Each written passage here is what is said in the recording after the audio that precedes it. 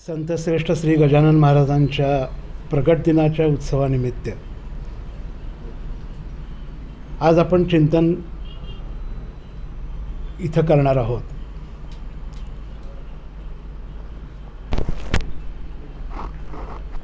आपल्या या उत्सवाचा जो उद्देश किंवा आपण उत्सव कशासाठी करतो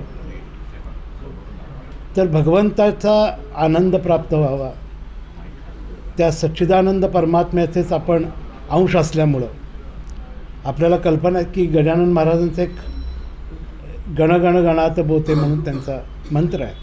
त्याचा अर्थच असा आहे की जीव हा शिवाचा अंश आहे, हा त्याचा अर्थ आहे. बरं,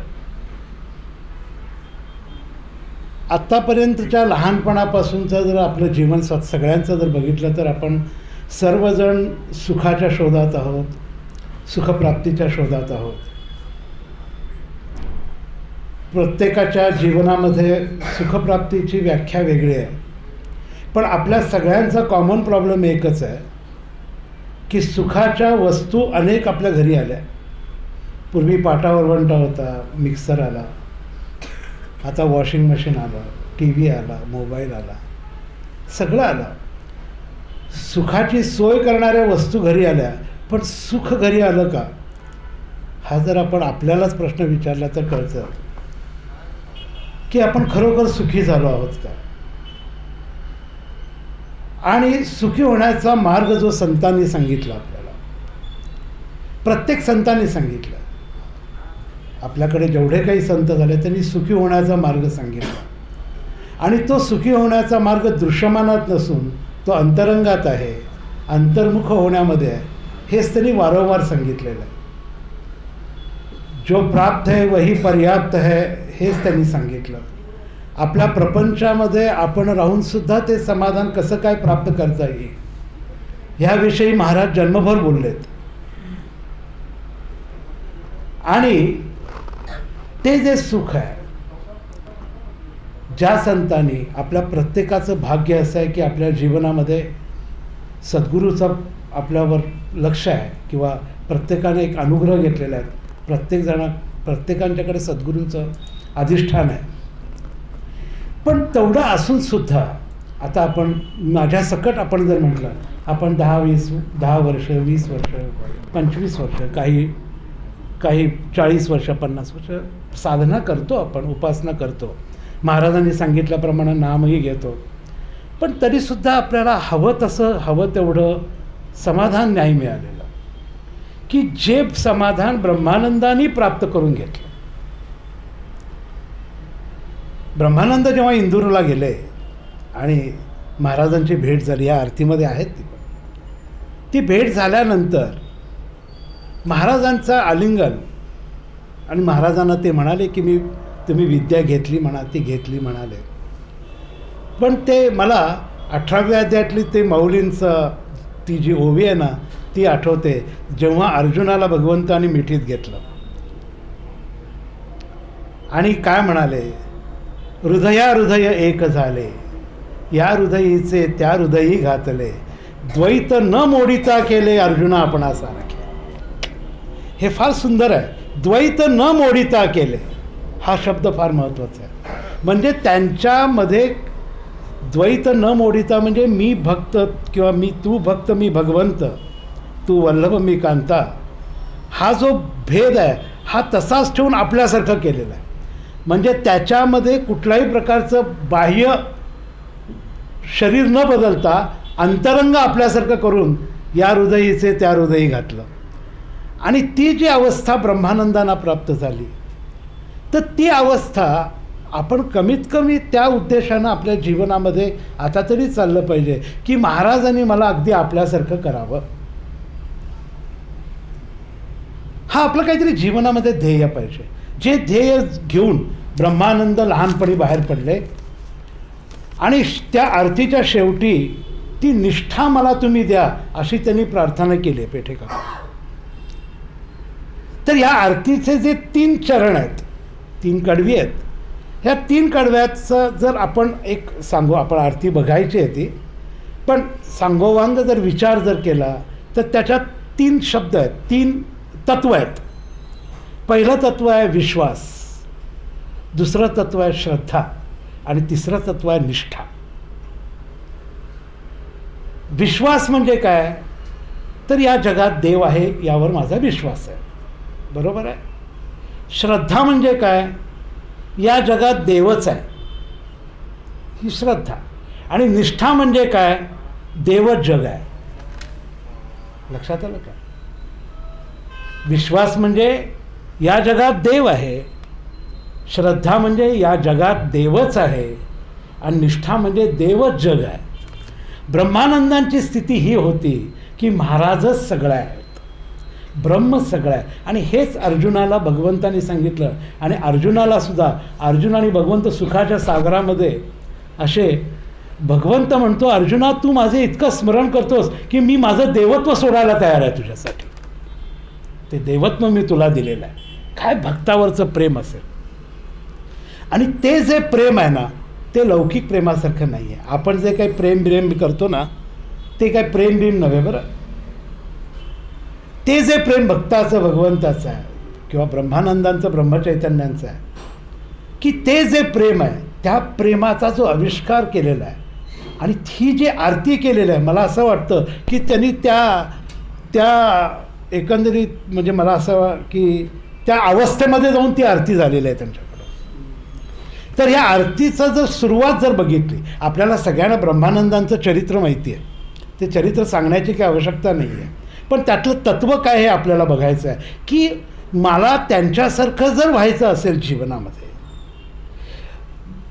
ध्येय आहे शेवटी हा सगळा आपल्याला भगवंताच्या मार्गाला लागणं, आपली जी संचित कर्म घेऊन आपण ते प्रारब्ध तयार करून या जन्मात आपण हा जो जन्म घेतलेला आहे मनुष्याचा, तर त्याच्यातून पार पडून ते सगळ्या कर्माचा हिशोब करून आपण त्या मोक्षप्राप्तीपर्यंत पोचणं, हे मला आता ह्या जन्मात शक्य आहे का असं जर विचारलं तर माहिती नाही आहे.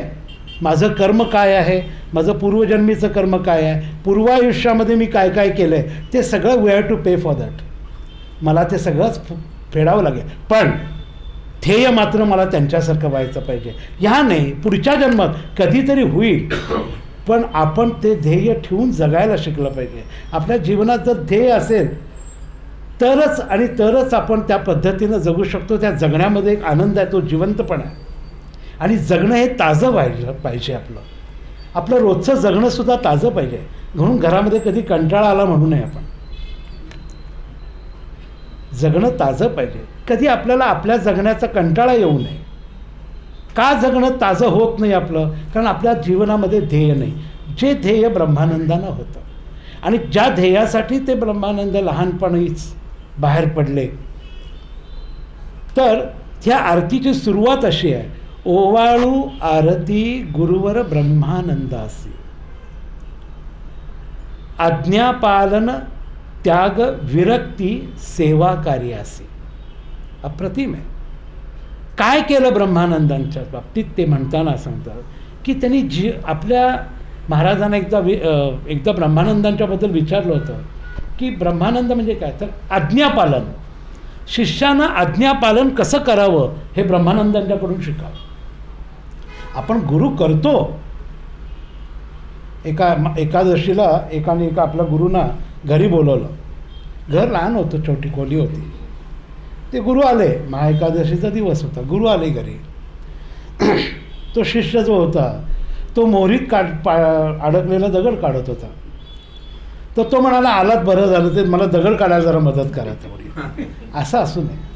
गुरुत्व म्हणजे काय आहे ना, गुरुत्व म्हणजे काय आहे, काय गुरु काय असतो, तर आज्ञापालन. ब्रह्मानंद एकदा महाराजांच्या घराला शाकरत होते वर खापऱ्या वगैरे. त्यांना फक्त भास झाला कानात, बुवा असं म्हटलं. तिथून उडी मारली खाली आणि जी महाराज म्हणाले. म्हणजे त्यांच्या नसानसामध्ये गुरुचं आज्ञापालन किंवा गुरुनी कुठल्याही क्षणी जरी हाक मारली. बघा, ब्रह्मानंदांनी शेवटपर्यंत महाराजांचेच कपडे वापरले. आईसाहेबांनी जेव्हा 1917ला ब्रह्मानंदांना शेवटचा जोड दिला तेव्हा त्या म्हणाल्या की हा महाराजांचा शेवटचा जोड आहे. आणि 18ला ब्रह्मानंदांनी तेच कपडे घालून देह ठेवला. काय कमाल, म्हणजे काय प्रेम असेल गुरुवरचं. हे प्रेम आहे. जसं भगवान कृष्णावर जसं गोपींनी प्रेम केलं, तसं महाराजांच्यावर ब्रह्मानंदांनी प्रेम केलेलं आहे. आणि आपल्याला हे शिकायचं आहे, हे सर्वात महत्त्वाचं आहे. आम्ही काय करतो, दुसऱ्याचं चरित्र सांगतो, पण आपल्यालासुद्धा त्याच्यासारखं व्हायचं आहे, त्या पद्धतीनं जगायचं आहे. जीवनामध्ये तसंच मला राहायचं आहे. आणि त्या अनुषंगानं आपल्याला ती प्रार्थना महाराजांना करायची आहे. महाराज, ब्रह्मानंदांना जे दिलं ना ते आम्हाला द्या. आमची योग्यता नाही हे मला कल्पना आहे, पण ती योग्यता निर्माण करताना काही वेळेला माझी शक्ती कमी पडते, ती शक्ती तुम्ही मला द्या. माझ्या वासना आहेत, माझ्या इच्छा आहेत, माझ्या आकांक्षा आहेत. मला अमुक पाहिजे, तमुक पाहिजे, हवे नको पण अजून सुटलेलं नाही, पण ते कमी करा. माझी मागण्याची इच्छा कमी करा, माझी मागण्याची इच्छा नाहीशी करा, हे मागायचं आहे त्यांच्याकडे. तर ब्रह्मानंदांचं सर्वात मोठ्या गुणाचं त्यांनी केलं की आज्ञापालन. ब्रह्मानंदांनी, आपण थोडा थोडा विषयाला स्पर्श करू, कारण एवढ्या वेळात एवढं होणार नाही. आज्ञापालन, त्याग, विरक्ती. काय त्याग होता ब्रह्मानंदांचा. ज्या बघा, सर्वोत्कृष्ट त्याग जर ब्रह्मानंदांचा जर म्हटला तर अहो, जे षटशास्त्र पंडित होते, ज्यांनी न्यायमीमांसा, न्यायशास्त्र, 6 वेद, 18 पुराणांचा ज्यांचं मुखोद्गत होतं, भागवत ब्रह्मानंदांना मुखोद्गत होतं. जेव्हा गदगला महाराज जेव्हा पहिल्यांदा आले, भाऊसाहेब केतकर त्यावेळेला मला वाटतं एक जनार्दन पंत आठवलेंच्याकडे आलेले महाराज, आणि हनुमान जयंतीचा उत्सव भाऊसाहेबांच्या घरी केला होता. तेव्हा ब्रह्मानंदांनी महाराजांसमोर कीर्तन केलेलं आहे. ब्रह्मानंद महाराज हे अतिशय म्हणजे ते जर पांडित्याच्या दृष्टीनं, विद्वत्तेच्या दृष्टीनं म्हटलं तर ते अतिउच्च पायरीवर होते. पण एका क्षणामध्ये त्यांनी त्याचा त्याग केला. एका क्षणामध्ये, की जी विद्वत्ता माझ्या आणि गुरुच्या प्रेमाच्या आड येते, जी विद्वत्ता, जे शास्त्र, जे ज्ञान, जे मी बाहेरून घेतलेलं आहे, त्या ज्ञानाच्या कसोटीवर मी माझ्या गुरुची कसोटी पाहतो आहे. पण त्या ज्ञानाच्या पलीकडे सुद्धा माझे गुरु आहेत, हे जेव्हा त्यांना जाणवलं त्या क्षणी त्यांनी त्याचा पूर्ण त्याग केला. एका क्षणाचाही विचार न करता, ज्या क्षणी डोकं ठेवलं त्या क्षणी ते तेवढंच म्हणाले की विद्या घेतली, कारण ह्या विद्येनंच मला तुमच्यापर्यंत येण्यासाठी आडकाठी केली होती. हा प्रचंड मोठा त्याग, म्हणजे त्यागाचा परमोच्च बिंदू आहे तो ब्रह्मानंदांचा. मला असं इतिहासात उदाहरण आढळत नाही की ज्यांनी आपल्या गुरुसाठी ज्ञानाचा त्याग केला.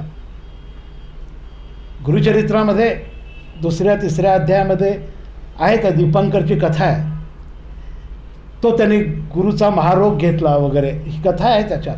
पण जे ज्ञान आहे, मला कळतं, हा भाव देणं म्हणजे काय आहे.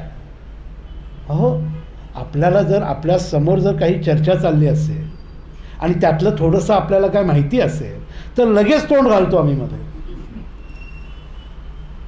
पण इथं माहिती आहे हे शास्त्र चुकीचं आहे, पण त्याच्याबद्दल यंकीच्या म्हणजे चकार शब्द नाही,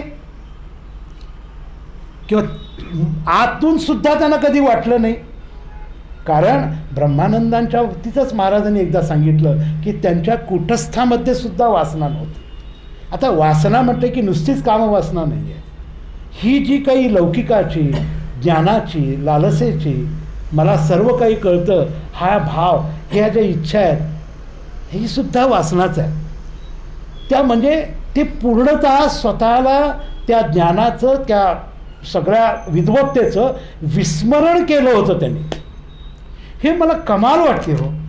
जेवढं चरित्र आपण ब्रह्मानंदांचं बघत जाऊ ना तसं, आणि कडक वैराग्य आहे ते. महाराज थोडे सूड देतील, पण ब्रह्मानंदांचं वैराग्य कडक आहे. म्हणजे तो त्याग जो आहे, त्याग आणि विरक्ती. ब्रह्मानंदांना पायावर कोड होतं, तर त्या कोडाला त्यांनी काय केलं, ते कोड आलं ते त्यांना बरं वाटलं. त्यांनी त्यांचे भाऊ जे होते, मोठे भाऊ, त्यांनी काही ब्रह्मानंदांसाठी मुलींची स्थळं बघायला चालू केलेली. तेव्हा त्यांनी त्यांच्या घरी जाऊन सांगितलं, हे बघा तुम्ही मुलीला देणार आहे का असं नाही म्हटल्यानंतर आनंद झाला. म्हणजे कसं आपल्या जीवनामध्ये सुद्धा कमी जास्तपणा असतो, काही गोष्टी असतात, काही आजारपण येतात, काही रोग होतात, काहीतरी होत असतं. आपण हे असं कसं केलं महाराज, एवढं आम्ही तुमचं नामस्मरण करतो, एवढं आम्ही करतो, भक्ती करतो, रोज पूजा करतो, रोज अमुक करतो तमुक करतो, तरीसुद्धा आमच्या नशिबात असं का आलं, अशा तक्रारी आपण करतो त्यांच्याकडे. पण जसं एका डॉक्टरनी पत्र लिहिलं होतं की महाराजांच्या कृपेनं मला कॅन्सर झालेला आहे, माझे डॉक्टर किती दिवस राहिले तेवढे सांगा, सपाटून नाम घ्यायला बरं पडेल. ही जी कृपा वाटणं, अवकृपेला कृपा वाटणं, जे माझ्याकडं नाही तेच त्यांची कृपा म्हणून नाही आहे असं समजलं तर जीवनामध्ये खरंच दुःख नाहीच आहे. 90% दुःख आपण ओढून आणलेलं आहे, 10% प्रारब्धानं आलेलं आहे, 90% आपण तयार केलेलं आहे. आपल्याला कल्पना असून सुद्धा आपण तयार केलेलं आहे. माहिती आहे ही गोष्ट केली तर आपल्याला त्रास होईल, तरीसुद्धा आपण ती करतो, कारण मोह, जीवनातला मोह संपत नाही आपला. पण ब्रह्मानंदांच्या ज्या विरक्तीचा जर विचार केला की त्यांना झालेल्या ज्या कुष्ठाचं सुद्धा त्यांनी त्या परमार्थासाठी, त्यांच्या अभ्यासासाठी त्याचा उपयोग करून घेतला की ह्याच्यामुळं काय होईल तर लोक माझ्याजवळ येणार नाहीत, अनायासेच लोक लांब राहतील, मला माझी साधना, माझी उपासना करायला मला मदत पडेल. म्हणजे एक दिवस ब्रह्मानंद महाराज बेलझडीमध्ये राम मंदिरामध्ये आरती चालू होती, तिथं दत्तम भटजी नावाचे एक भटजी होते, ते आरती करून त्यांनी तीर्थ, तर ब्रह्मानंद महाराज म्हणाले मी तीर्थ देतो द्या. तीर्थ देत निघाल्यानंतर एका शास्त्रीबुवांच्या मनामध्ये असा विचार आला की यांना कुष्ठ झालेला आहे, तर तीर्थ कसं घ्यावं आपण. त्या काळात असं होतं की ते आपल्यालाही होतं वगैरे. ब्रह्मानंदांनी काय केलं, तीर्थ देत गेले आणि त्यांच्याजवळ आल्यानंतर त्या भटजीनं म्हटले आता हे ना तुम्ही द्या तीर्थ. काय असेल मला म्हणजे आपल्यासारखा सामान्य मनुष्याला काय वाटलं असतं त्या क्षणी, की किती किती त्याच्यातून ती विरक्ती किती. महाराजांनी एकदा ही गोष्ट काढली होती ब्रह्मानंदांची की म्हणाले बुवा असं होतं की तुम्ही कर्नाटकामध्ये अनेक भक्त मंडळी आहेत, अनेक भक्त आहेत, पण काही लोक असं म्हणतात की महाराज एवढे आहेत किंवा यांचे गुरु असे असताना ते गुरुनं काय अशक्य आहे त्यांचं कुष्ठ बरं करण्याचं, ते तर सहज करू शकतील. त्यामुळे लोकांचं कदाचित माझ्यावर नाव येतच आहे, तर आपण आज असं करू, रामरायाच्या कृपेनं आपण हे आज बरं करून टाकूया म्हणून. महाराज बघा आज आपण हे बरं करून टाकू. तर ते असं म्हटल्यानंतर ब्रह्मानंद महाराजांनी महाराजांचे पाय धरले. महाराज ज्या कुष्ठामुळं, ज्या कोड आलेल्या त्या पायामुळं माझी देहबुद्धी जाण्यासाठी जिथं मदत केली, आणि जर ते तुम्ही बरं कराल, कारण कर्तुम अकर्तुम अन्यथा कर्तुम तुमची शक्ती आहे, तुम्ही बरं करणं हे का तुम्हाला काही अवघड नाही आहे, तुम्ही बरंही कराल, पण त्याच्यात माझी जी नामाची पुण्य आहे ती खर्च होणार आहे, आणि या क्षुल्लक रोगासाठी माझी नामाची पुण्याही खर्च करणं हा सौदा काय मला बरोबर नाही वाटत. त्यामुळे हे आहे असं राहू दे. इतकी विरक्ती ब्रह्मानंदांच्याकडे होती. आता ब्रह्मानंदांच्या विरक्तीचा आणि आपल्या विरक्तीचा विचार करू, त्याची तुलना जर केली, आपली खरोखर विरक्ती झाली आहे का, सुटलंय का आपलं सगळं. सगळं राहू दे, काहीतरी वर्षातून एकदा आपण पुण्यतिथीला तरी जातो महाराजांकडे. आता गेले काही लोक 10 वर्ष 20 वर्ष, या 20 वर्षात 20 गोष्टी सोडायला काही हरकत नाही. काहीतरी छोट्या छोट्या गोष्टीपासून सुरुवात जर केली की नाही बाबा ह्या गोष्टीचा मी आजपासून त्याग करतो, जे महाराजांना आवडत नाही ना ते मी त्याचा त्याग करतो, एकदम नाही जमणार पण हळूहळू अभ्यास करायला काय हरकत आहे. आणि त्या नामाची गंमत अशी आहे की ते भुलीच्या इंजेक्शनसारखं आहे. दुखतं पण जाणीव राहत नाही. दुःख आहे पण दुःखाची जाणीव कमी होणं हे नामाचा परिणाम. मग दुःख असलं तरी बिघडलं कुठं, ही वृत्ती तयार होते. त्यामुळं आपल्याला सुद्धा जर त्या विरक्तीचा जर विचार केला, आपण म्हणजे सगळे आपण, तर काहीतरी जीवनामध्ये कुठल्याही गोष्टीचा त्रास किती करून घ्यायचा हाही काहीतरी ठरवलं पाहिजे. एक 100 रुपये 500 रुपये पडले, किती त्रास करून घेतो. अरे 500 रुपये आहेत ते, जाऊ दे ना गेले तर. आपण आयुष्याची किंमत देऊन त्या गोष्टी का घेतो आणि नामाचा अमूल्य वेळ त्याला देतो. ती 500ची नोट नामस्मरण करताना नाचायला लागते समोर. आपल्याला जमत नाही, गेली तर जाऊ दे सोडा, महाराजांची इच्छा असं म्हणत नाही आपण.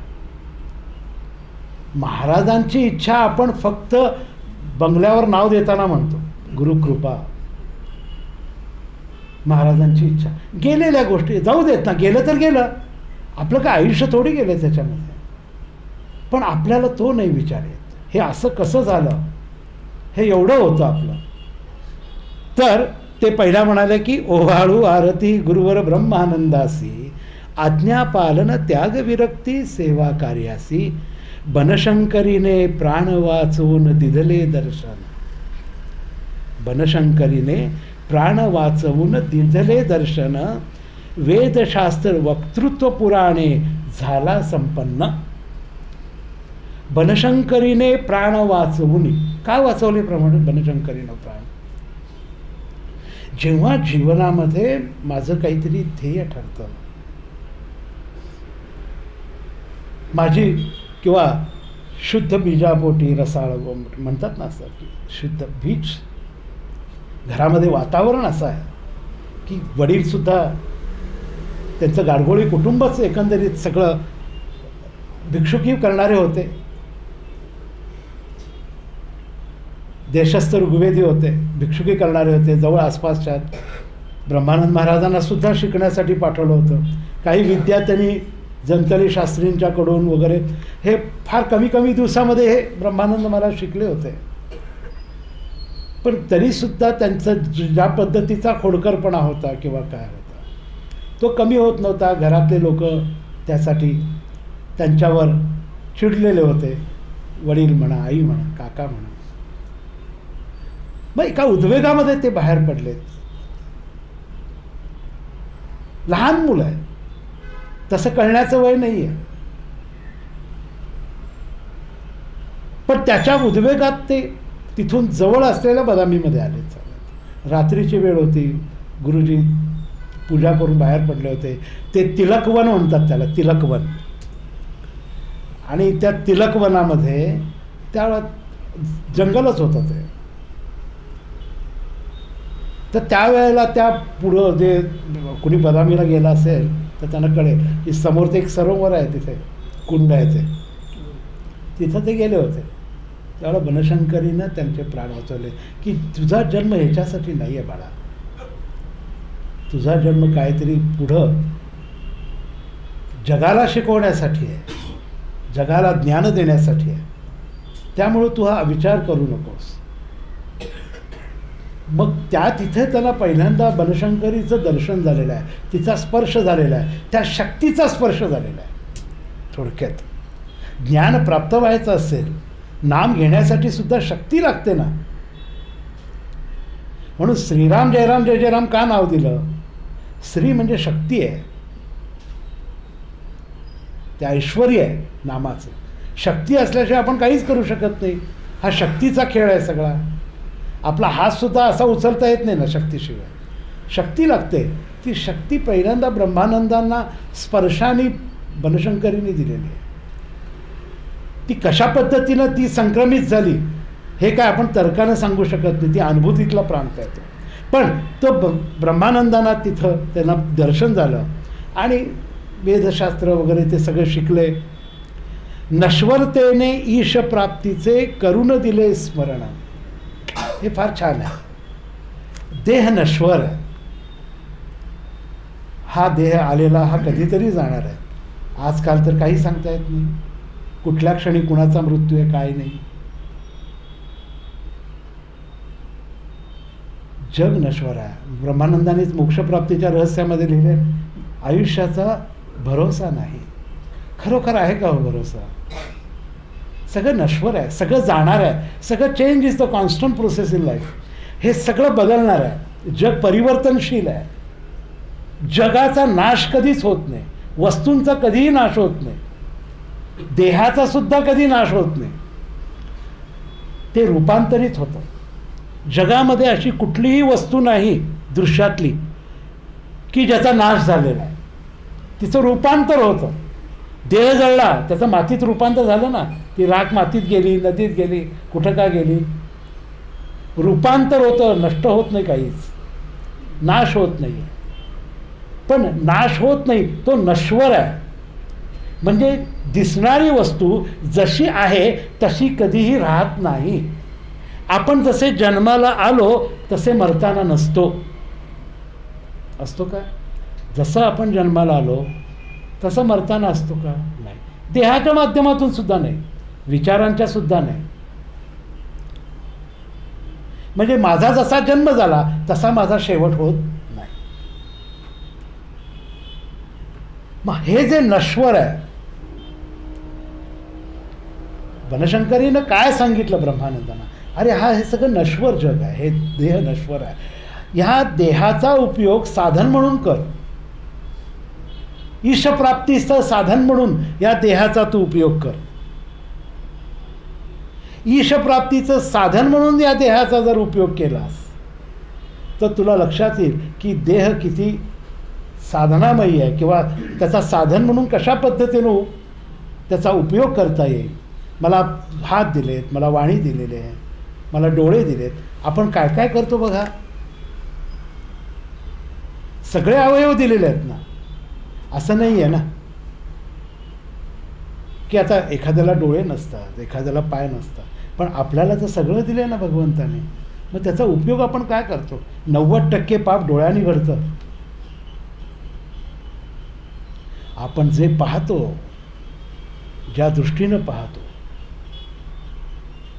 डोळ्यानं 90% पाप घडतं मनुष्यात. म्हणून ज्ञानेश्वर माऊलीने सांगितलं 8व्या अध्यायामध्ये, 8 फुटाच्या वर बघू नये साधकानं. आपल्याला जर साधक व्हायचं असेल, साधक अजून आम्ही साधक नाही झालेलो, जर व्हायचं असेल तर हे माऊलीने जे दिलेले प्रोटोकॉल्स आहेत ना ते पाळले पाहिजेत. त्याला काय होतंय म्हणून नाही जीवन चालत. आजच्या एक दिवस काय होतंय नाही चालत. आज एकादशी आहे, कुठेतरी मिसळचा वास आला, राहू दे आज एकादशी. काय होतं एक दिवस, मग आपणच जज होतो त्याचे, आपणच वकील होतो, आपणच आरोपी असतो, आपणच निर्दोष सोडतो. असं नाही. तत्व पाहिजे. ब्रह्मानंदाने खरंच मला म्हणजे त्या सत्पुरुषाची कमाल वाटते मला. म्हणजे त्यांच्यात योग्यतेला जाणं शक्यच नाही आहे. म्हणून ब्रह्मानंदांना गुरुबंधू वगैरे म्हणू नये.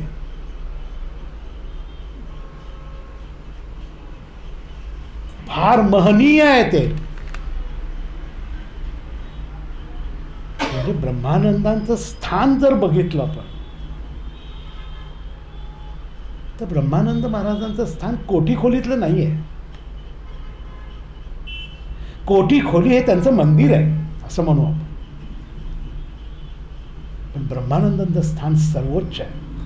कारण त्यांनी जो त्याग केला आहे, त्यांचं जे वैराग्य आहे, त्यांची जेवढी निष्ठा आहे आपल्या गुरुवर, त्यातली एक चतुर्थांश तरी आपल्यात आहे का ती बघितलं पाहिजे. आपण कसं काय म्हणू शकतो गुरुबंधू? त्यांनी गुरुशोधार्थ केलेले कष्ट आहे त्याच्यात सगळं. गुरुशोधार्थ त्यांच्या चरित्रामध्ये पण आहे. काय त्यांनी व्यंकटपतीची सेवा केलेली आहे.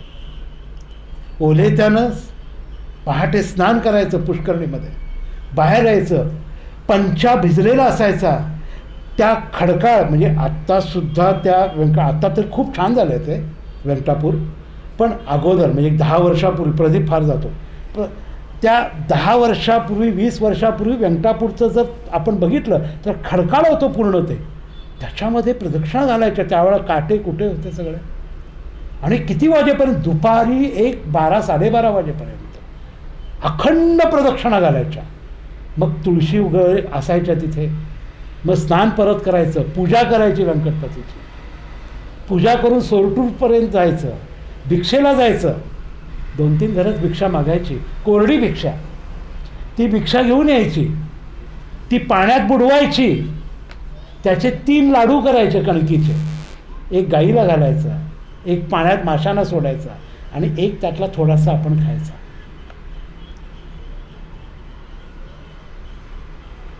कपट डोंगरावर जायचं, तिथं तपश्चर्या केली. तो डोंगरच केवढा चढायला अवघड आहे. नंतर भिक्षा मागायच्यासाठी सुद्धा तो अनुसंधानाचा, तो भक्तीचा, तो पूजेचा, त्या प्रेमाचा वेळ तिथं वाया जाऊ नये म्हणून ते सुद्धा सोडून दिलं. शेवटी दुर्वांचा रस घ्यायला. प्रल्हादानं ज्या पद्धतीनं त्या कुंजवनामध्ये ज्या पद्धतीनं भक्ती केली भगवंताची आणि भगवान नारायणाने त्याला 6 महिन्यात दर्शन दिलं, तसं त्या पद्धतीचं. कारण भगवान ब्रह्मानंदांना भागवत माहिती आहे, ध्रुवाचं चरित्र माहिती आहे.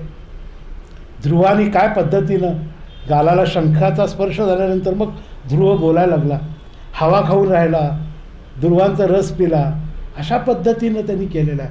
असे ब्रह्मानंद आहेत ज्यांनी गुरु प्राप्त व्हावा म्हणून एवढे कष्ट घेतले. आपण समाधीवर पावती करून अनुग्रह घेतो आणि आपण म्हणतो माझे गुरुबंधू आहेत. ती योग्यता ब्रह्मानंद. आणि ते महाराजांनी सांगितलं.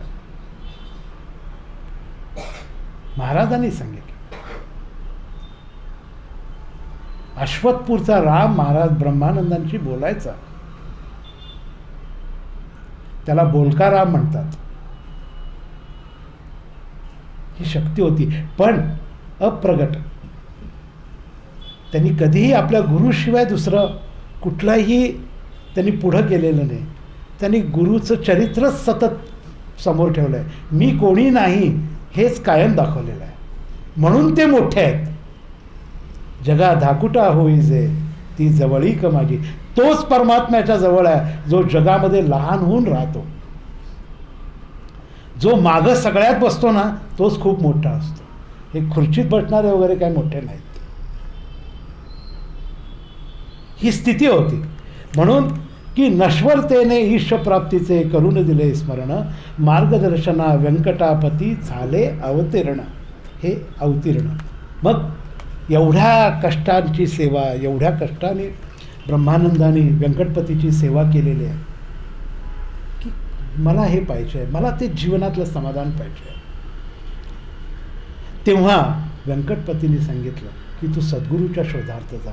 सद्गुरूशिवाय तुझा हा जो ही जी शांती आहे, ही जी तुझी तळमळ आहे, ती शांत करणारा सद्गुरू तुला भेटेल.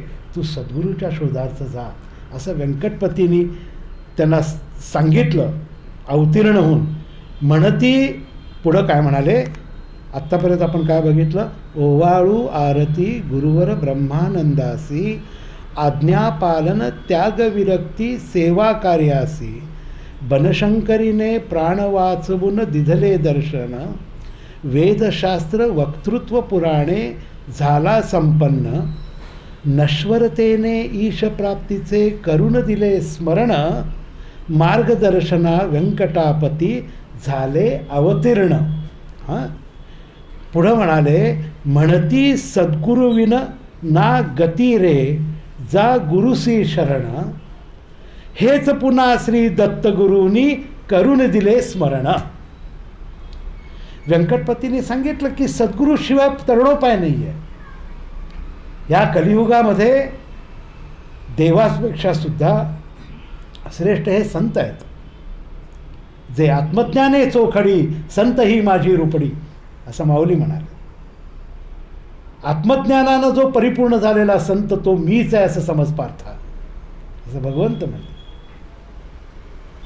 तर हे जे संत आहेत हे जे सद्गुरू आहेत जे मनुष्यदेहामध्ये आहेत, तर त्यांनाच तू शरण जा, त्या गुरुला शरण जा. त्या गुरुला शरण गेल्यानंतर तुझ्या जीवनातलं, तुझ्या जन्माचं कारण, तुझ्या जन्माचा उद्देश आणि जे तुला समाधानाची जी स्थिती आहे ती पूर्णतया तुला अनुभवता येईल. अशा पद्धतीनं व्यंकटपतीने त्यांना मार्गदर्शन केलं. म्हणजे गुरुला शरण घे. शरण गेल्याशिवाय तर काही प्राप्त होत नाही. मामेक शरण व्रज. शरणागती कधी होऊ शकते? भगवंताने सांगितलं बरं गीतेमध्ये. आपण म्हणतो मी शरण आलो म्हणून नमस्कार केला, असं नाही शरण होत आहे. ज्याचं देहबुद्धीचं विस्मरण झालंय तोच खरा शरण जाऊ शकतो. देहबुद्धी सुटल्याशिवाय शरण जाता येत नाही. त्याला जर प्राप्त करायचं असेल, तो जर प्राप्त, तर तो नित्यप्राप्तच आहे, तो आतच आहे. पण त्याला शरण जायचं म्हणजे काय व्हायचं? तर जसं आपण आरशात बघितल्यानंतर आपलं प्रतिबिंब दिसतं. आरशात मी म्हणतो अरे वा मी आहे, पण आरसा बाजूला गेल्यावर कोण आहे? मीच आहे ना. म्हणजे मीच राहतो, मला प्रतिबिंब दिसत नाही. ती जी एकरूपता आहे ती शरणागती आहे. जशी गंगा नदी समुद्रामध्ये जेव्हा एकरूप होते तेव्हा ती समुद्रच होते ना. ते गुण सगळे समुद्राचेच येतात ना. तर गंगा नदीचं पाणी तिथलं गोड लागतं तेवढ्या बाजूचं नाही लागत. समुद्राचा जे पाण्याचा जी चव आहे, जी खोली आहे, तेच गुणधर्म त्या पाण्यात असतात. तिथं गंगा शोधता येत नाही आपल्याला. तसं शरण जाणं म्हणजे देहबुद्धीचं विस्मरण होणं. मी देह आहे याचा पूर्णपणे जेव्हा आपल्याला विस्मरण होतं तेव्हाच तो शरण जाऊ शकतो. मग देहबुद्धी कशा कशानं बांधली गेलेली आहे? तर देहबुद्धी एक तर आपल्या मीनं बांधलेली आहे. मी देह, मी अहंकार, माझा जो मी अहम म्हणा तो मी आहे. आणि हा जो मी आहे, हा मी जेव्हा गळतो तेव्हा शरण येत होतो. पण मी नुसता एकटा नाही आहे, त्याला माझं पण जोडलेलं आहे. देहबुद्धी म्हणजे काय आहे की माझा प्रपंच, माझा देह, माझी नोकरी, माझी विद्वत्ता, माझं रूप, माझं घर, माझं शेत, माझं शिवार, अनेक गोष्टी माझेपणानं जोडल्या गेलेल्या आहेत. माझे नातेवाईक, माझे आईवडील, माझी परिस्थिती. मग ह्या सगळ्या वस्तूमध्ये ज्या ज्या वस्तू मी पाहिलेल्या आहेत त्या सर्व वस्तूमध्ये माझं ममत्व आहे. आणि नुसतं असं नाही आहे, म्हणजे ठरलेलं नाही आहे. आपण रस्त्यातून आपण त्या डी मार्टला जातो ना, त्या डी मार्टच्या शोकेसमध्ये जेवढं काही सामान भरलेलं असतं ना ते सगळं आपल्याला बांधून ठेवत असतं. आपण काहीतरी घ्यायला जातो, एक अर्धा किलो 1 किलो साबुदाणा घ्यायला जातो डी मार्टमध्ये. पण नुसतं साबुदाणा घेऊन येतो का बघा? नाही. तिथं त्या सगळ्या अट्रॅक्ट करणाऱ्या वस्तू त्या शोकेसमध्ये असतात. म्हणजे आपण त्यालासुद्धा आपण बांधलं गेलेलं आहे. एखाद्या हॉटेलमधल्या एखाद्या भजीची वास जरी आला तरी पटकन म्हणतो जाऊन खायला पाहिजे. तिथंसुद्धा एक निर्जीव वस्तू आपल्याला अडकून ठेवते, ती गुलाम करते 10 मिनिटासाठी आपल्याला. अशा अनेक ममत्वानं आपण गुंतलेलो आहोत. आणि अशा अनेक ममत्वाचा जो एक समूह तयार झाला त्याला म्हणतात देहबुद्धी. माझ्या जन्मापासून मी वाढल्यापर्यंत माझ्या कुळाचा, माझ्या धर्माचा, माझ्या जातीचा माझा जो अभिमान आहे तो सुद्धा देहबुद्धीमध्ये येतो. हा सगळा देहबुद्धीमध्ये येतो. आणि या देहबुद्धी जोपर्यंत जात नाही तोपर्यंत खरं शरण जाता येत. मग ब्रह्मानंद महाराजांना देहबुद्धी कुठली होती? तर त्यांच्या विद्वत्तेची त्यांना होती. कारण अनेक त्यांनी ताम्रपट आणि का असू नये ते त्या योग्यतेचे पण होते. आम्ही काय करतो 4 ओव्या वाचतो काहीतरी आणि आम्हाला स्वतःला फार मोठे समजतो प्रवचनकार. तसे ब्रह्मानंद नव्हते. ब्रह्मानंद पूर्णतः ज्ञानी होते. त्या बाबतीत ते सगळं शिकले होते. काशीपासून ते पुण्यापर्यंत बडोद्याच्या राजाकडे सुद्धा त्यांनी ताम्रपट वगैरे सगळ्याचं त्यांनी जिंकलेले होते. असे ब्रह्मानंद होते. पण त्यांना सद्गुरूचा शोध करत असताना ते वाडीला आले होते. वाडीला सुद्धा अनुष्ठान केलेलं आहे. कृष्णेमध्ये स्नान करणं, ओलेतानं बसणं, तिथं प्रदक्षिणा घालणं, भगवान दत्तात्रेयांचं ते सगळ्या पद्धतीने त्यांनी त्या पद्धतीची उपासना की मला गुरुची भेट कुठं होईल, कधी होईल, कशी होईल, काय होईल. कारण ते एकदा इंदूरहून महाराजांना बघून आलेले आहेत. महाराजांचा सगळा बघितलेला व्यवहार होता की अरे ज्या ब्रह्मानंद महाराजांनी वाचले जेवढी म्हणून काही शास्त्र होती, त्या शास्त्रामध्ये गुरुचं वर्णन आहे. गुरु कसा असतो, ज्यानं प्रस्थानत्रयीचा अभ्यास केलेला असावा असा गुरु पाहिजे, असं भागवतामध्ये पण दिलेलं आहे. गुरु कुठला की ज्यानं प्रस्थानत्रयीचा अभ्यास केलेला आहे. म्हणजे वृत्ती प्रभाकर, भागवत, गीता, उपनिषद अशा प्रस्थानत्रयी ज्या म्हणतात त्याचा अभ्यास केलेला जो असतो तोच गुरु होऊ शकतो असं त्याच्यात लिहिलेलं आहे. त्या ह्याच्याप्रमाणे ब्रह्मानंद महाराज ते बघत होते. त्या दृष्टीनं त्यांनी एक स्वतःच्या मनामध्ये एक कल्पना केली होती की अशा पद्धतीचे गुरु आहेत. मारुतीच्या मंदिरात भैयासाहेब मोडकांच्या बरोबर महाराज जेव्हा गेले, ब्रह्मानंद महाराज, तेव्हा महाराज बघितलं तर महाराज तर स्त्रियांच्यात बसलेले, मुलांच्यात खेळत असलेले, प्रपंचाच्याच गोष्टी बोलत होते. हे कसे काय गुरु होऊ शकतात म्हणून ते परत आले. आणि परत त्यांना असं वाटलं की आपलं काहीतरी चुकतंय म्हणून ते वाडीला गेले. वाडीला गेल्यानंतर दत्तात्रेयांनी परत त्यांना दृष्टांत दिलेला आहे की तेच तुझे गुरु आहेत, तुझा. आता त्यांना असं वाटलं की आता हे तर्काच्या माध्यमातून बघून चालणार नाही, म्हणून त्यांनी मनामध्ये एक शंका घेतली. एक महाराजांच्या प्रवचनाला भैयासाहेबांच्याबरोबर जाताना मनामध्ये एक त्यांनी संकल्प की माझ्या मनात ही जी शंका आहे ती शंका जर त्यांनी दूर केली तर मी त्यांना एक परीक्षा म्हणून. तर महाराजांनी बोलता बोलता ते सगळं सांगून टाकलं, शंका त्यांच्या निरसन. सगळे उठले, सगळे जानकी जीवनस्मरण ते उठले, निघाले. ब्रह्मानंद महाराज आले, म्हणाले शास्त्री बुवा आम्ही काय शिकलेलो नाही, म्हणाले आम्ही असे खेळवळ. असं ते महाराजांची पद्धत होती ती. त्याप्रमाणे बोलले. ब्रह्मानंदाने जे महाराजांना बघितलं, त्यांनी काय बघितलं, त्यांना काय दिसलं, काय अनुभव आला तो फक्त त्यांना माहिती आहे. पण ते सरेंडर झाले, ती खरी सरेंडर. त्या क्षणी त्यांनी जी आपल्या देहबुद्धी किंवा आपल्या आत्मबुद्धीच्या आड येणारी जी विद्या होती, आत्मबुद्धीच्या आड येणारी जी विद्या होती त्या विद्येचा पूर्णपणे त्याग केलेला आहे. आणि ते महाराजांना शरण गेलेलं आहे. बरोबर. महाराज गुरु लाभताच तव सार्थक जीवन, उद्धरताना मागे कळूनी आले महिमान.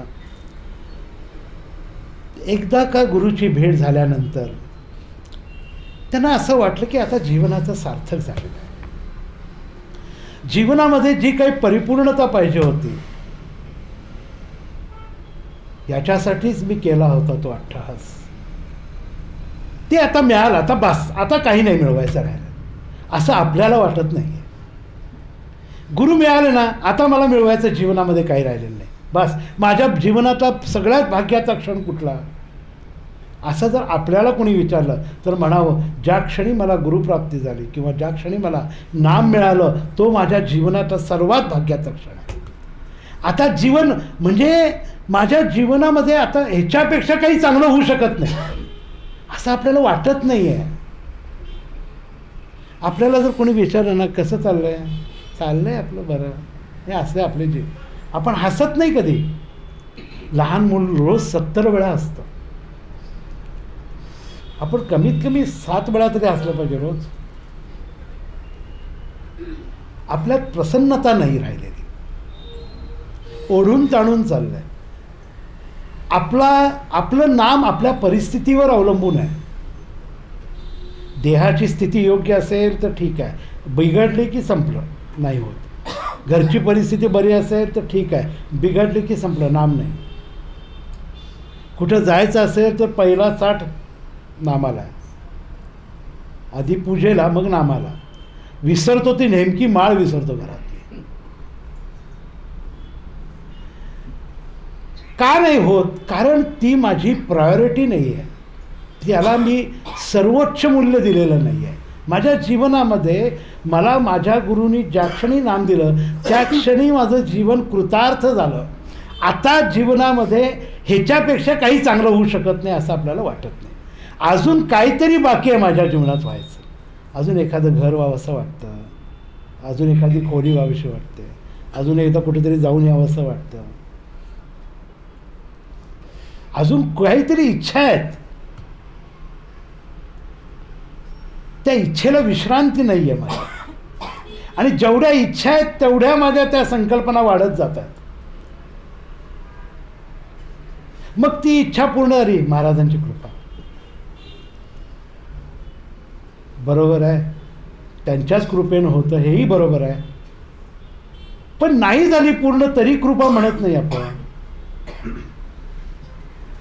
मग असं कसं झालं असं तरी म्हणतो. पण इच्छा पूर्ती करणारे नव्हेत ते. आपल्या इच्छा पूर्ण करण्याचं काय गुरु काय बाजारात बसलाय काय इच्छा पूर्ण करणारा तो? महाराज एक दिवस असं म्हणाले, जो प्रपंच देतो तो गुरुच नव्हे.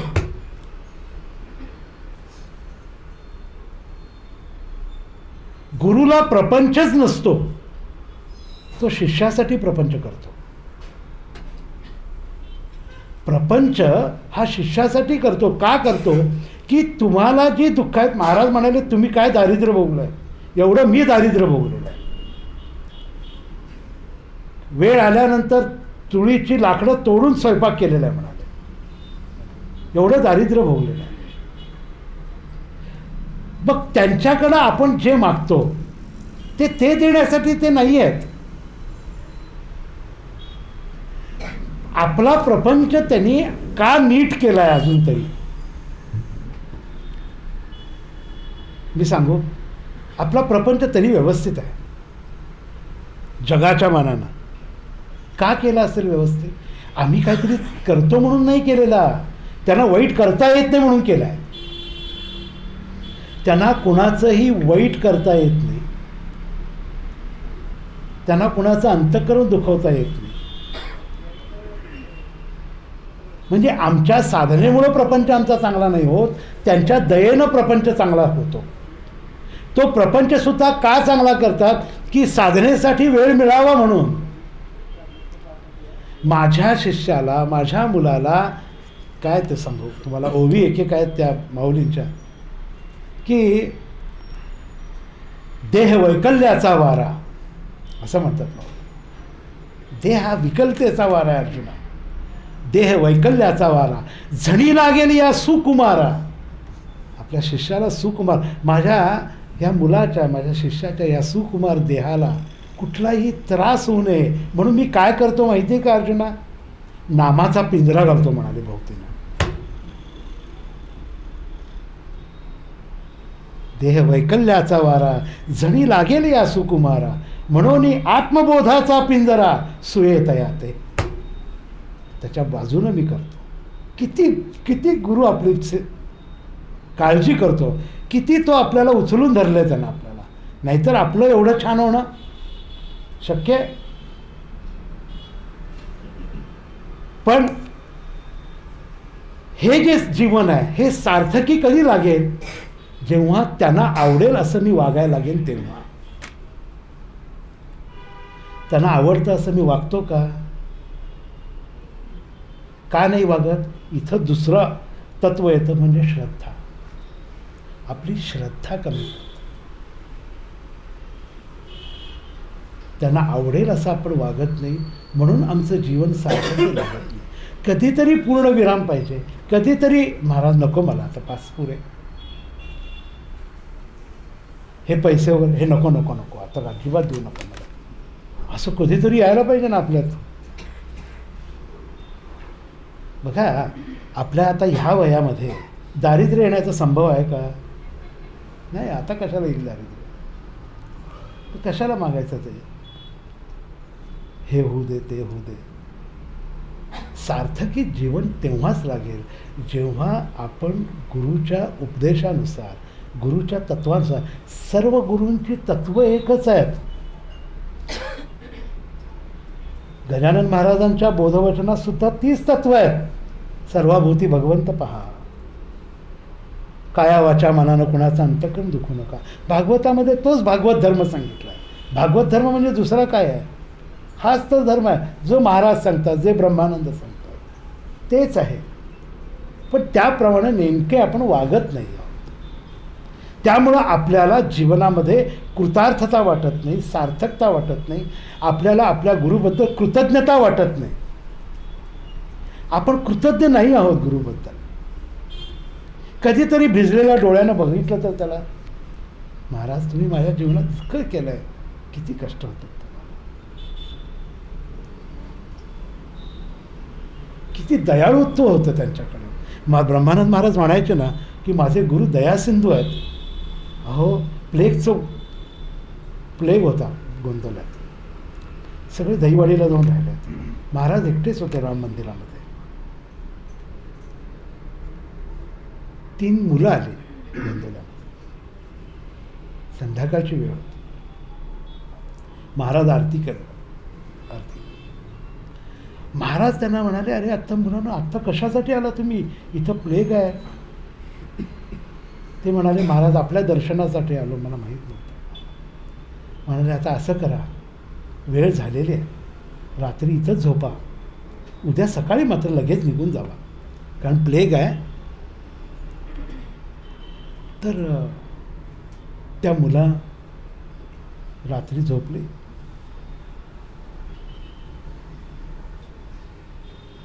पहाटे 5:15 महाराज काखेत झोळी अडकवली, महाराज रामदासी झोळी, आणि दहीवाडीच्या बाजूला गेले, कारण गाव सगळं रिकामच होतं.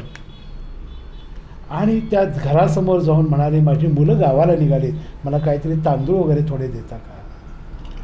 महाराज भिक्षा मागतायत त्या मुलांसाठी.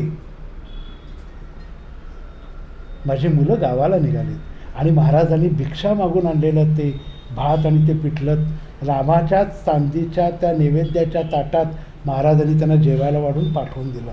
ही दयालुत्व आहे, दयासिंधुत्व आहे. जो जगाचा भार वाहतो तो आपला प्रपंचाचा काय भार नाही वाहणार? तो वाहतो, पण आपल्याला तो वाहत असून सुद्धा त्याच्यामध्ये आपल्याला खरी सार्थकता वाटत नाही की महाराज तुम्ही इतकं करता ना, मी कमी पडतोय तुमच्यासाठी अजून, असं मला वाटत. मी नाम घेण्यात, तुमचं स्मरण करण्यामध्ये, आठवतो ब्रह्म ना आठवतो भवभ्रम, असं तत्व आहे.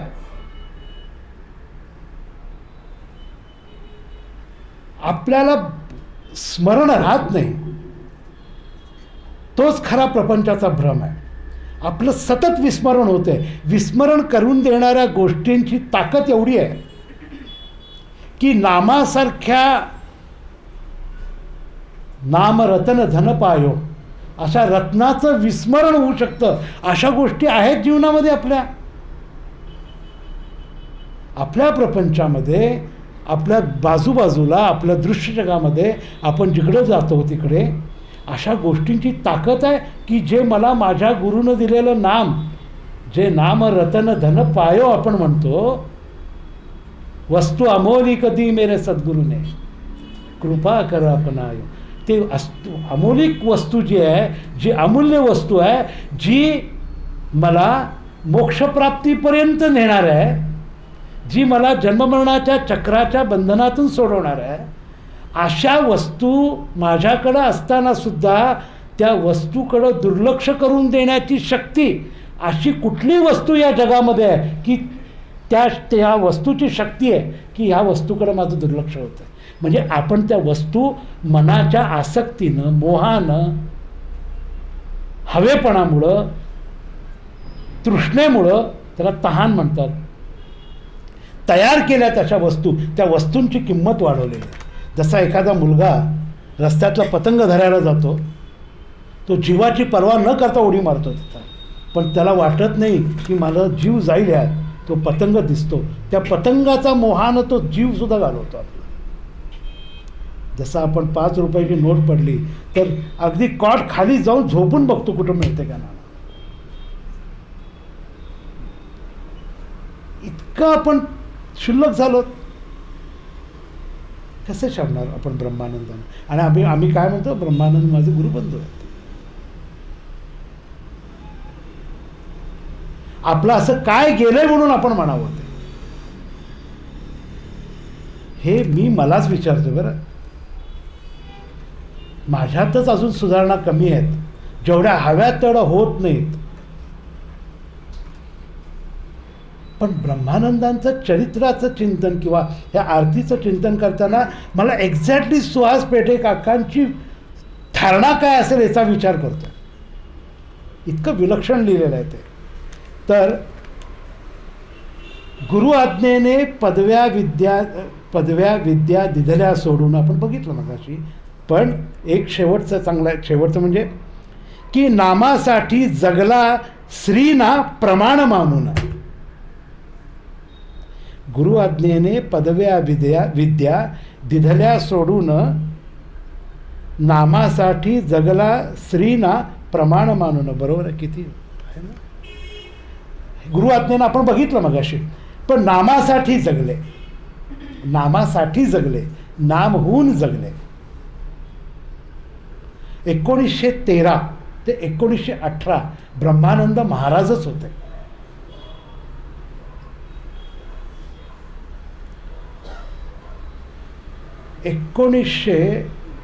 च्या अगोदर अश्वत्थपूरच्या गुत्तीरामय्याने रामरायाची प्रतिष्ठापना करण्यासाठी महाराजांना आमंत्रण द्यायला गेलेले असताना महाराज म्हणाले, माझी प्रकृती ठीक नाही, पण ब्रह्मानंद म्हणजे मी आहे असं समजून ते कार्य पुढं करा. आता महाराजांनी स्वतःच्या मुखाने सांगितलं. तेरजाळला झालेल्या सप्त्याच्या वेळेला महाराज येऊ शकले नाहीत, म्हणून महाराजांनी ब्रह्मानंदांना पत्र लिहिलं. त्या पत्रामध्ये शेवटची ओळ अशी होती की बुवा, तुम्ही माझ्या जीवाचे जीव आहात. आणि काय पाहिजे? आणि काय पाहिजे? तुम्ही माझ्या जीवाचे जीव म्हणजे काय असेल बघा. म्हणून ब्रह्मानंद कळल्याशिवाय महाराज कळणं शक्य नाही. महाराजांची अनुभूती यायची असेल तर ब्रह्मानंदांच्याकडं गेलं पाहिजे. आणि ते ब्रह्मानंदांची जी काय आहे ती कृपा असल्याशिवाय ते होत नाही. म्हणून नामासाठी जगले, त्यांनी दुसरं काही केलं नाही. म्हणून महाराज त्यांच्या बाबतीत काय म्हणाले, ब्रह्मानंद बुवानी एका नामस्मरणाशिवाय दुसरे काहीच केले नाही. जेवढे तुमचं देहावर प्रेम आहे तेवढं त्यांचं नामावर होतं.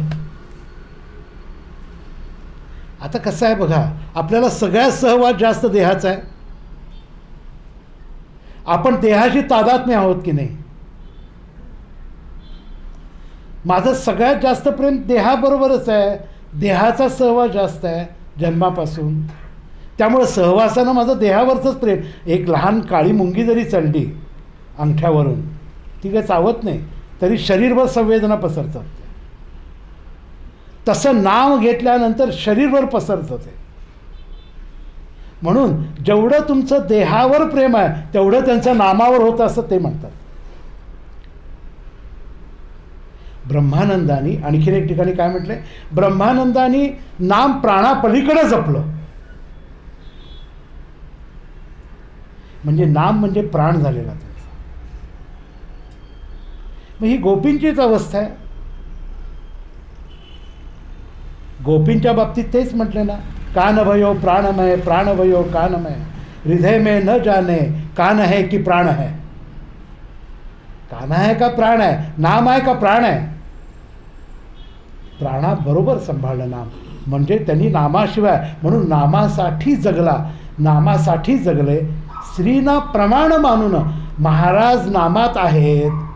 महाराज काय म्हणाले, नाम हा माझा प्राण आहे, तुम्ही नाम घ्या म्हणजे सदा सर्व काळ माझ्या अखंड संगतीचा लाभ तुम्हाला घडेल. इतकं वचन दिलं महाराजांनी. तुम्ही फक्त नाम घ्या म्हणजे सदा सर्व काळ माझ्या संगतीचा लाभ घडेल. मग महाराजांची संगत जर आपल्याला अखंड पाहिजे असेल तर आपल्याला नाम असं घेतलं पाहिजे. भले ते येऊ दे, येईल तैसा बोल रामकृष्ण. एखादा हमाल जेव्हा अंगावर घेतो, हमाल वस्तू घेतो, तेव्हा तो विचारत नाही त्यात काय भरले तुम्ही, बॅगेत काय काय भरले तुम्ही. तो बॅग घेतो, तसं नाम घ्या म्हणाले. मी तो हमाल भारवाही.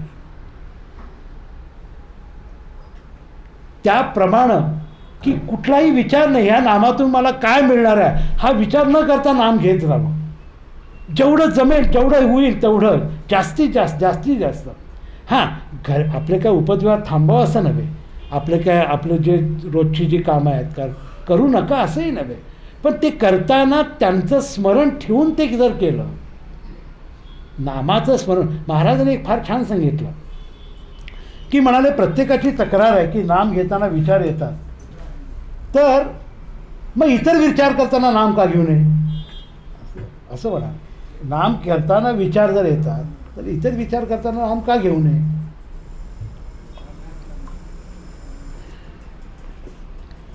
तर तो नामासाठी जगला, श्रीना प्रमाण मानून, ज्ञानोत्तर भक्ती अन निष्ठा अनन्य ठेवून. हे फार महत्त्वाचं आहे. ज्ञानोत्तर भक्ती, ब्रह्मानंदांची जी भक्ती होती ती ज्ञानोत्तर भक्ती. उद्धवाची जशी भक्ती होती तशी ब्रह्मानंदांची भक्ती होती. उद्धव जसा गोपींना समजावून सांगायला गेला, पण गोपींचं प्रेम बघून उद्धवाला जाणीव झाली की भक्तीमधली शक्ती काय आहे, आणि भक्तीचं मूळ विरक्ती आहे. भक्तियोत्तर ज्ञान का ज्ञानोत्तर भक्ती. तर ती भक्ती ही उद्धवाला गोकुळात गेल्यानंतर कळली की प्रेमाची शक्ती काय आहे, की अखंड प्रेमानं सुद्धा परमात्म्याला बांधून ठेवू शकतो. म्हणून भगवंताला नीतीनं जोडावं आणि प्रेमानं बांधावं. त्याला नीती आवश्यकता आहे. जसं पूजा करताना सोहळा आवश्यक आहे, नाम घेताना नीतीची आवश्यकता आहे. नाम नीतियुक्त पाहिजे, नाम आपलं जीवन नीतीपूर्ण पाहिजे. नीती जर घसरली तर पायाच संपला नामाचा. नीती हा परमार्थाचा पायाच म्हटलेला आहे. आपलं जीवन नीतियुक्त पाहिजे. काया वाचा मनानं सुद्धा आपल्याकडनं विचार येतील, संकल्प विकल्प येतील, येणार नाहीत असं नाही, पण ती कमी करा म्हणून प्रार्थना केली पाहिजे. त्याची जाणीव पाहिजे आपल्याला.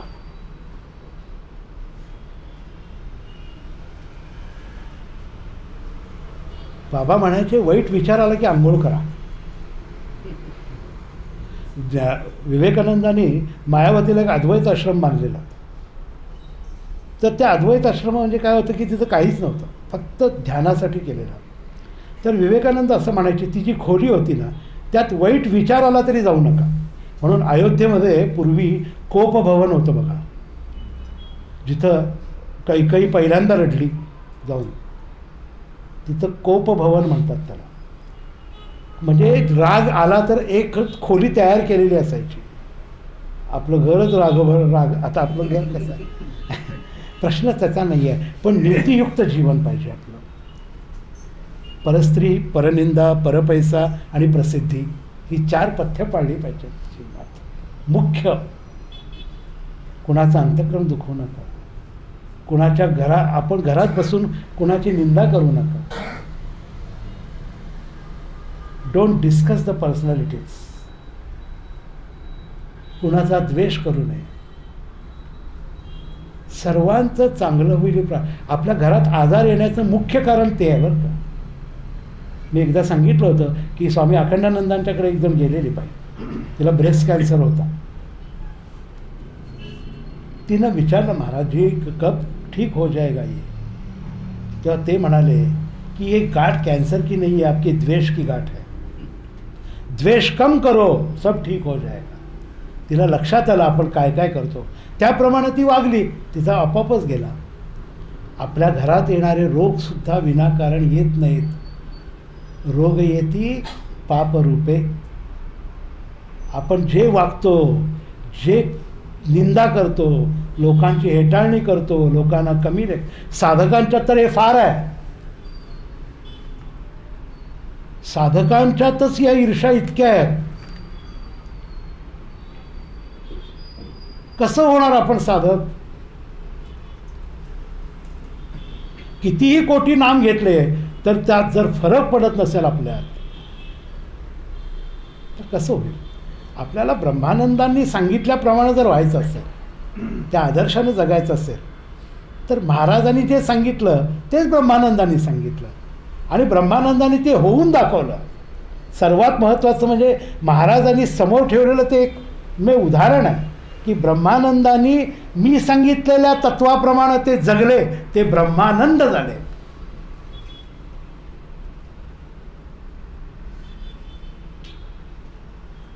म्हणून ब्रह्मचैतन्य असो, ब्रह्मानंद असो, तत्वाच्या दृष्टीनं काहीच फरक नाही, ते एकच आहे.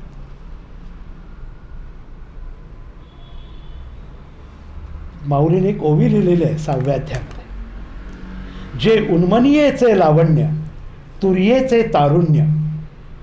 ओवी फार छान आहे. जे उन्मनीयेचे लावण्य तुर्येचे तारुण्य, अनादीचे अगण्य परमतत्व, जे विश्वाचे मूळ, जे योगत्रमाचे फळ, आनंदची केवळ चैतन्य गा. आनंद आणि चैतन्य एकच, म्हणून एकच आहे. दोन द्वैत न मोडिता केले आपणासारखे. फक्त द्वैत मोडलेलं नाही, ते आणि ते एकच आहेत, हे कळलं पाहिजे आपल्याला. जोपर्यंत आपण भेद करू तोपर्यंत भगवंत कधीही प्रसन्न होऊ शकत नाही. जिथे भेद सरे तेथेच केवळ ईश्वर उरे. आपण भेद करूच नाही कधी. ज्यांच्या अंतःकरणात भेद आहे त्यांनी काही प्राप्त नाही केलं. पोस्ट प्राप्त होतील, भक्त म्हणून तो प्राप्त नाही होणार. म्हणून ज्ञानोत्तर भक्तीची जी निष्ठा आहे, जी ब्रह्मानंदांची निष्ठा, जी ब्रह्मानंदांनी महाराजांच्यावर नामावर जी निष्ठा ठेवली, ती निष्ठा आपल्याला महाराजांनी द्यायला हवी. ती त्या निष्ठेनं आपण नाम घेतलं पाहिजे. काहीही जरी कुणी डोक्यावर सुरी जरी ठेवली मानेवर, तरी नाम सुटता कामा नये, इतकी निष्ठा आपल्यात निर्माण झाली पाहिजे. त्या निष्ठेनं जर केलं, म्हणून ज्ञानोत्तर भक्ती आणि निष्ठा अनन्य ठेवून, ही निष्ठा आधी म्यास लाभू दे, ही निष्ठा मला लाभू दे, द्या इतुके दान. हे शेवटचं मागणं आहे त्यांचं. ही निष्ठा मला मिळू दे, इतकंच ज्ञान दान ब्रह्मानंद महाराज तुम्ही मला द्या. हे आरतीत त्यांनी मागितलेलं आहे. ही निष्ठा, तुमची जी निष्ठा आहे त्या निष्ठेतली थोडी निष्ठा आम्हाला द्या. ती निष्ठा जर आम्हाला झाली तर जीवनामध्ये आम्हाला अखंड समाधानाची प्राप्ती होईल. की जीवन ज्याच्यासाठी आहे, जीवनामध्ये जे काही करायचं आहे, आयुष्यामध्ये जन्माला येऊन आपल्या जाण्यानं 10 लोकांना तरी हळहळं पाहिजे, असं आपलं जीवन पाहिजे. आपण हव्यासे वाटलं पाहिजे घरात, नाहीतर कधी एकदा जातात हे असं नको वाटायला. आपण घरात हवेसे वाटू असं आपण घरामध्ये वागलं पाहिजे, आपण जगामध्येही वागलं पाहिजे. ते तेव्हाच होईल जेव्हा आपल्या मुखात, आपल्या अंतःकरणात, आपल्या चित्तामध्ये नाम स्थिरावेल, तेव्हाच ते होईल. नामानं सगळं काही होऊ शकतं. नामानं बॉडीच्या सेल्स बदलतात. तुम्ही मदरचं, तर अरविंदांची मदर आहे ना, तिचं जर पुस्तक वाचलं तर लक्षात येईल, माइंड ऑफ सेल्स. नामानं पेशींच्यात बदल होतो, तर नामानं काय रोग नाही बरे होणार. नामानं सगळं काही होऊ शकतं, पण ती निष्ठा पाहिजे. ती निष्ठा आपल्याला महाराजांनी प्रदान करावी. ही आज या उत्सवाच्या निमित्त आपण त्यांच्या चरणी प्रार्थना करून ह्या प्रवचनाला पूर्ण विराम देतो. जानकी जीवन स्मरण जय जय राम.